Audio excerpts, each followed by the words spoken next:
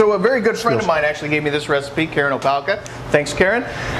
This is, to get started, we just take the whole berry cranberry sauce, dump it out in the can. You can still see the can marks in there. Some butter, and then we take some lemon juice.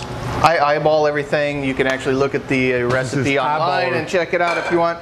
And some soy sauce. Okay, just not a lot. I think it's like a tablespoon or something. Soy sauce. And then we're going to mix that up just a little bit, and we're going to heat that over medium-high heat to mix that up and make a sauce. Okay, I got the oven going, stove going all right over there. Then we're going to come back and make the dish. So what we have in the dish here is some long grain wild rice. Long grain wild rice. Straight out of the box. I was going to say, it actually looks like it's the blend. You know, I had that all nicely spread out. I'm sorry. See, chefs, you don't got to get our hands and everything.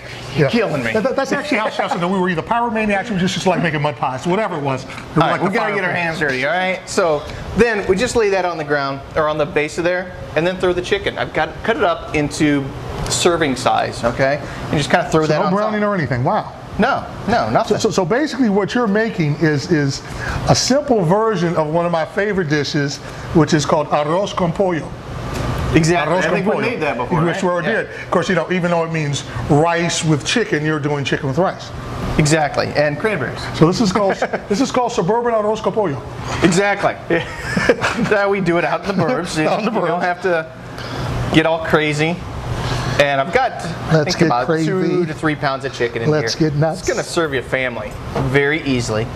Wow. This is very, very simple. See, there we go. I like that.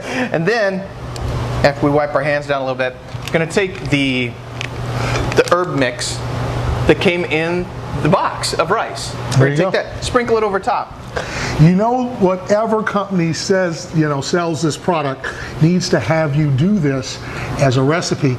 So, you know, I can't write in, I don't want to give the name, Uncle Ben's. I don't want to say it right now, but just in case, Uncle Ben's. Anyone happens to be with a family member, you maybe might want to consider not sponsoring an aunt, but an uncle. Uncle. You know, Benjamin. Yes. Uncle Benjamin. Would be helpful. Would be wonderful as a sponsor.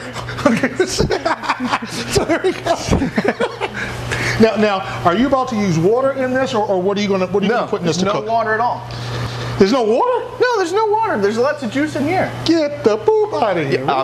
I have, and I will. All right. So yeah, as soon as all the butter and everything melts in here, we get this nice and warm. Then we just jump that all right over the top. I'm liking that. I'm just saying, it's very, very simple and easy. I'm digging that, Brian. So yeah, here we just. So how do we do it? I'll even tilt it so the camera can see. You're not a lefty. No, I'm not. So if he looks a little awkward pouring that. So this is truly a one-pan dish. Truly a one-pan dish. All right, wow.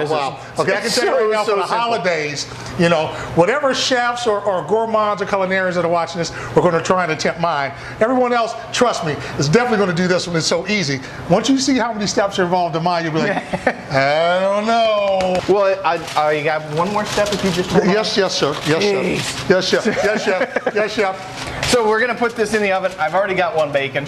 So I'll show you what that one looks like. All right. See, so everything got all nice and done.